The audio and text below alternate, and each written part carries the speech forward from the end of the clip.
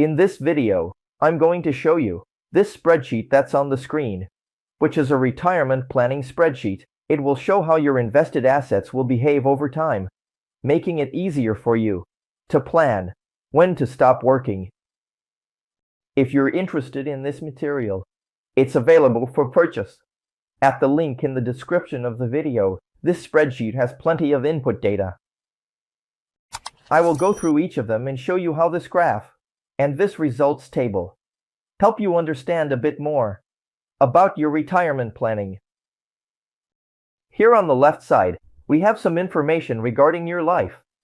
So you will enter your year of birth. When you are going to start making withdrawals from your assets, you can choose the year for that, or you can select a specific age, as long as you input the data here. In this case, we will simulate that a person was born in 1992 and will start making withdrawals in the year 2033. Then, you should enter what the annual withdrawal percentage will be. It is generally recommended that this number be 4% because with 4%, you will usually have a return on your assets above that, which helps protect you from inflation. So, with that, you enter what your annual withdrawal rate is. Then you will enter how much assets you have. In this case, I am simulating $500,000 in 2024, which is the current year. So you come in and input how much assets you have and what year this number will start to take effect. You notice that this number here from 2024 will be the first number you have in your table. So you can, for example, change it to 2030 and the spreadsheet will automatically make those adjustments. So, with that, you already have a first set of configurations being entered into the spreadsheet. Then you will input what the growth rate of your assets is. You put 7% per year starting from 2024 here. You don't change this because it will take the starting year and say, from 2024, I have a return rate above that.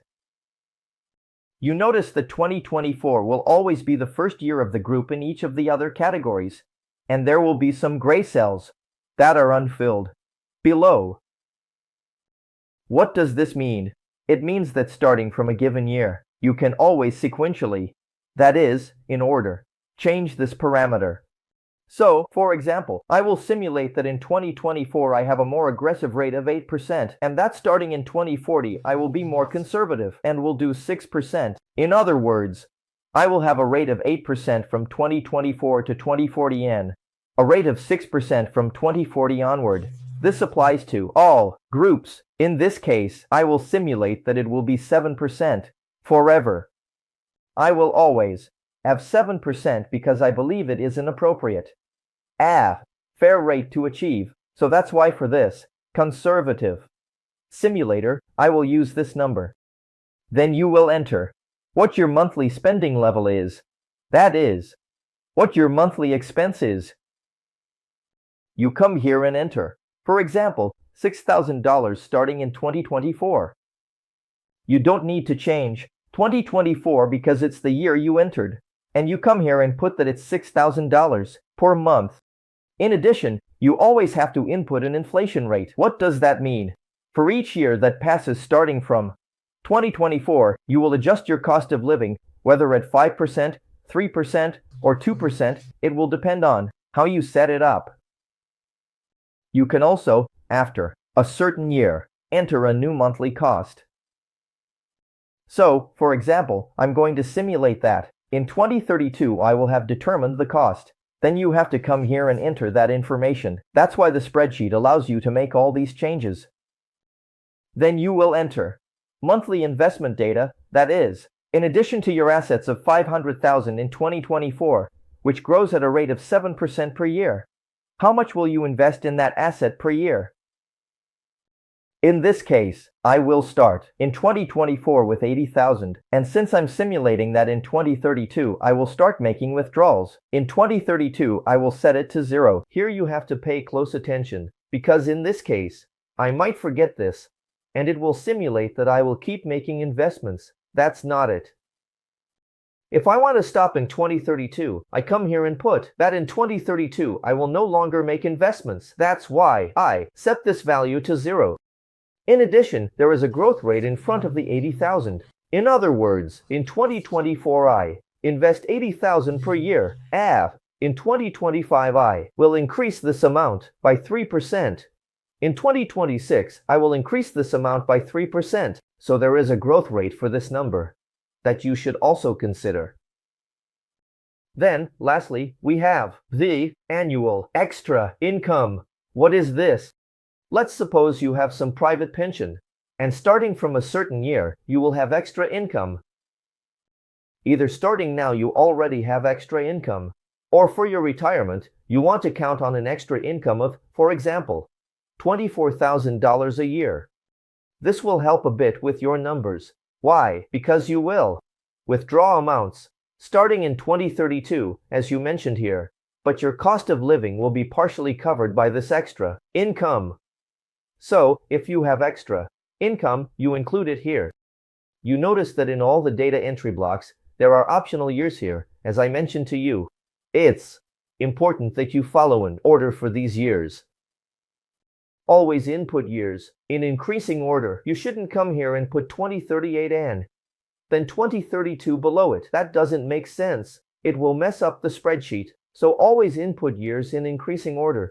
You don't need to input consecutive years, 2024, 2025, 2026, none of that. You have to input the year when this data will change. Start in 2024 with a certain value, and when that changes, then yes, in 2040, for example, you come here and input the information. So, with this data already entered, as you can see here, we have some information that the spreadsheet provides us. In this case here, I'm just going to note that I have to stop making investments starting in 2032, and with that, I already have some interesting information. What do you see right off the bat? Here, the spreadsheet shows you in which year you start your withdrawals from 2032, which is the year you entered then. The spreadsheet informs you in which year your assets run out. In other words, with these assumptions, your assets will run out when you are 61 years old. How can you see this? Very simple. There is a graph next to it in which you can see the value of your assets, your wealth, according to your age. In other words, you notice that by age 61, it has already run out. And there's also the table. The table will provide information for each year and for each of your ages. And you notice that when you are 61 years old, there will already be a negative value here for wealth, for assets.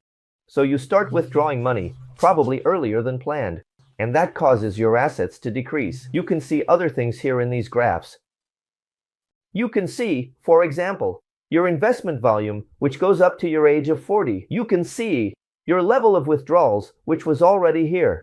You can see the final value of your wealth, with blue representing the beginning of that year, gray representing the end of that year. You can see any extra income, and you can see the total income for that year. So, this graph will make it easier for you to see all of that. The spreadsheet will already provide you with all this information. In this example, we saw that at 61, you would no longer have any assets and you would deplete your entire wealth, which is very bad information. So, we need to change our inputs here so that we actually have a retirement that lasts until a somewhat older age. What am I going to do? The first thing I'm going to do is delay the retirement year a bit. That is the start of my withdrawals. I'm going to set it for 2037 right at the beginning, and I'll keep investing until 2037. In other words, I will only stop the investments in 2037. Just this change is enough to push my number to 77 years. In other words, cool. It really helps a lot. But in this case, if I had a slightly higher income of 700,000 Brazilian reals, in 2024, I would extend it to 84 years. So, I would go from just over 60 years to a wealth that runs out in 84 years. All the data here is flexible.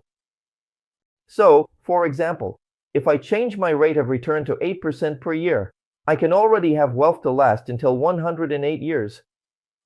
If I reduce my cost of living from 6,000 Brazilian reals to 5,000 Brazilian reals today, I will have wealth that lasts until 93 years. If I increase my investment level to 100,000 Brazilian reals instead of 80,000 Brazilian reals, I will have wealth that lasts until 90 years. So your homework with this material is to adjust all these levers and find a wealth that runs out at an age that is comfortable for you.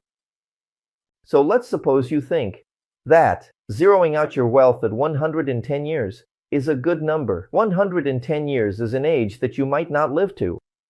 So if you reach the curve by 110 years, it means you are probably in a safe scenario. So what can you do? Starting from a current wealth of 500,000, because this doesn't change, you can, for example, delay the year you will. Start your withdrawals. I will set the start of withdrawals for 2042, and until then, I can make investments. In addition, I will reduce my cost of living a bit from $6,000 a month to $5,500 a month. And then, in this case, my wealth that used to last until 94 now lasts until 98. In addition, I will change my annual investments from 80,000 to 90,000. With that, I already reach 102 years. You notice that it's still not enough for us to have a comfortable retirement, because you would be at 110. So I will need to improve a few things. Maybe until 2043 or 2045 here is our starting year. Yes, 2045 is already a very comfortable year for you to retire. I start in 2045, zero out my investments at that time, and have all these assumptions here. When you are 110 years old, you will still have a quite robust wealth, which probably won't be worth what it is today due to inflation, but you can see all this data here. So, as I told you, this is a spreadsheet that allows you to plan your retirement quite accurately. You can see your chart here, you can see a table, you can see all this information, changing as you adjust the assumptions. You just need to understand the dynamics of the spreadsheet and apply the data correctly. So I hope you enjoyed this video. If you liked the content of the spreadsheet, don't miss the opportunity to acquire this material, which is quite rich and can help you a lot in planning your retirement. We'll see you around, and take care.